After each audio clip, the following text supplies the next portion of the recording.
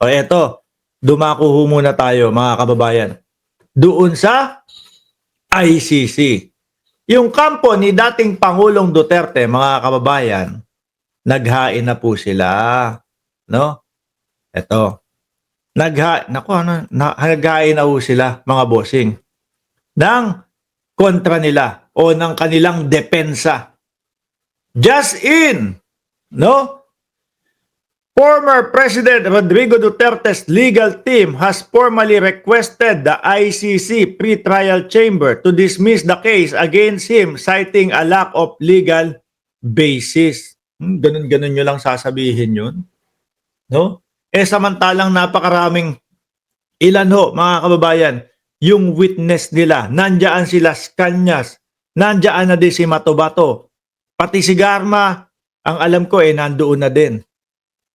Tapos ganyan lang ipapadismiss, mga kababayan.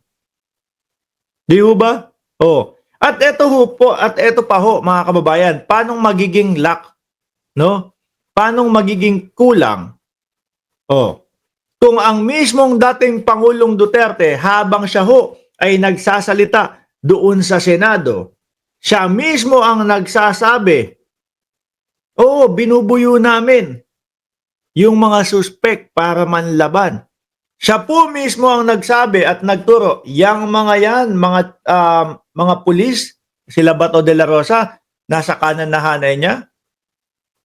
Alam niyan ng mga yan. Meron pong mga interview kay Labongo na sinasabi na may reward system. At base nga po doon sa reward system na yon, mga kababayan, by presyo, 500,000 pagbuhay. 1 million pagpatay. 2 million kapag ka ng laban. So ngayon, ano po magiging reaksyon ng mga kapulisan ng mga panahon na yon? Di po ba? Boss, kunyari, kumpadre, tatlo sila. Apat sila, di ba?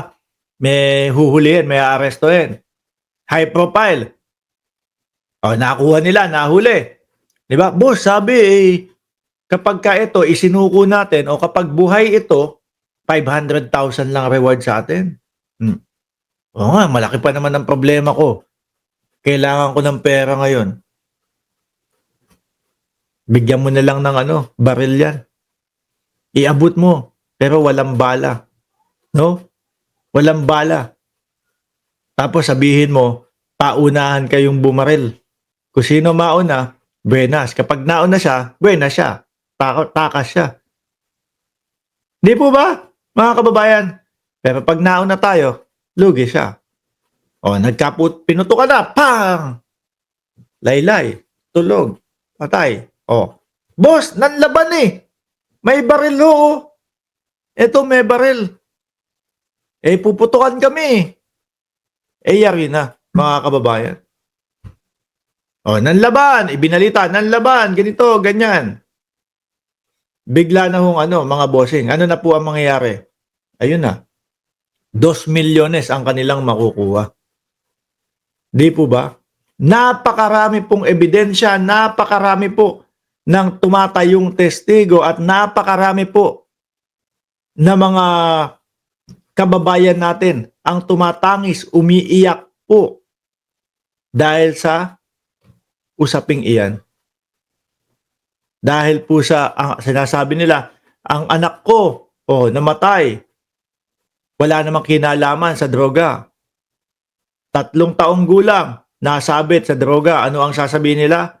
Ang sasabihin lang nila shit happens, no? Collateral damage. Di ba? The defense also contested the International Criminal Court's jurisdiction over the alleged crime against humanity linked to Duterte's war on drugs. Kung matatandaan nyo mga kababayan, 2017 nang naghahinto sila ng reklamo sa dating Pangulong Duterte, kasama po si Senator Antonio Trillanes. 2017. 2019, mga bossing, nung kumalas si dating Pangulong Duterte. Sa International Criminal Court dahil nga naririnig niya na nasama ang kanyang pangalan. 'Di ba? nakasama ang kanyang pangalan, o siya mismo, hindi na, siya mismo ang nangunguna doon sa iniimbestigahan ng ICC. Sa madaling salita ho, mga kababayan, nung nagreklamo sila, sakop pa tayo ng ICC at inalis lang ni Digong nung nakita niya na iniimbestigahan na siya.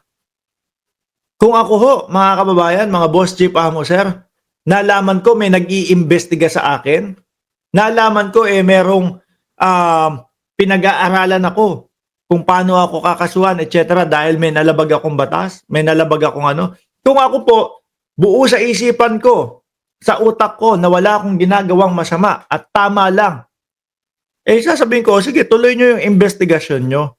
Walang problema sa akin dyan. Kaya lang, mas nahalata po si dating Pangulong Duterte nung kumalas na po sa ICC. Di po ba? Nung kumalas sa ICC, yung tipo bang, ay ayoko, kalas kami dyan para hindi nyo ako maimbestigahan.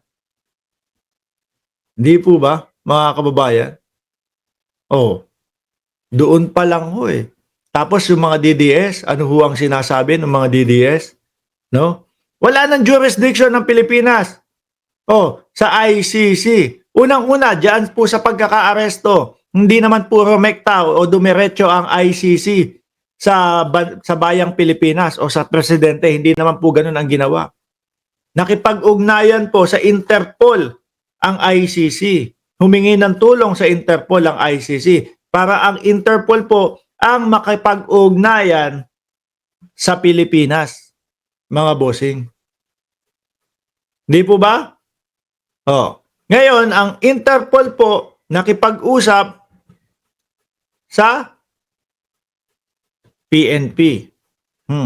Sa kapulisan. Hindi naman po, miski po sa Pilipinas, sa bayang Pilipinas, nakipag-usap ang Interpol, hindi po pwedeng tanggihan yan. Dahil po pag tayo ang mga may pangangailangan, nandiyan po lagi ang Interpol. Alice Go, arestado. Si Tebes, arestado ng Interpol din, no? Kaya lang may pinag-uusapan pa doon kay Tebes, kaya hangga't ngayon hindi pa din ho pinapauwi. Oh. Sabi ni Jemmy Boy Bahe, kumalas kasi guilty. Yan po talaga kasi ang unang iisipin ng sambayan ng Pilipino. Ay, kumalas ang dating Pangulong Duterte kasi iniimbestigahan. Natakot siya doon sa pag-iimbestiga sa kanya. Sabi ni Shiro Kansaki, CIDG din. Oh. Natakot siya. Oh. 'Di ba? Kung alam mong wala kang ginagawang mali, kung alam mong nasa batas lahat ng hakbang mo, hindi ka matatakot diyan, hindi ka kakalas diyan, mga kababayan. Kaya ho ito, yung sinasabi o yung kanilang sinasabi na nagre-request sila sa ICC na pre-trial chamber na i-dismiss na yung kaso against him kasi kulang ng legal basis, malabo ito. Next week po, next week, matatawa na naman tayo. Sasabihin, ibinasura ng ICC yung request nila na ibasura yung kanilang o pauwiin si dating Pangulong Duterte dahil lack of legal basis. No, mababasura at mababasura lang din ho yan, mga kababayan. Napakadami po. Ang dapat nga nilang unang nire-request diyan yung speedy trial . Yung tipo bang baka pwedeng bilisan po natin yung trial. Sabi ni 7C Animation, Boss Mark, may video na si Pulong huli sa CCTV nasa YouTube, Philippine Star. Meron na din po tayong video, kaya na-late tayo ng 15 minutos. You know? Pagkatapos po nitong kay dating Pangulong Duterte, ipapakita po natin yung video ni Pulong. No. May amba. Di ba? Kakotakot talagang makalaban ang mga Duterte. Kaya madami nagsasabi dito, ikaw na ang susunod, Mark Ramos. No, yung mga DDS nila, Mark Ramos, hindi ka nasisikatan ng araw. Dito naman po, ayan, kagaya po namin, matirik na po yung araw dahil tinanghali ako ng gising. O, paano hindi sisikatan ng araw? Yung mga ganun hindi na uso yun. No?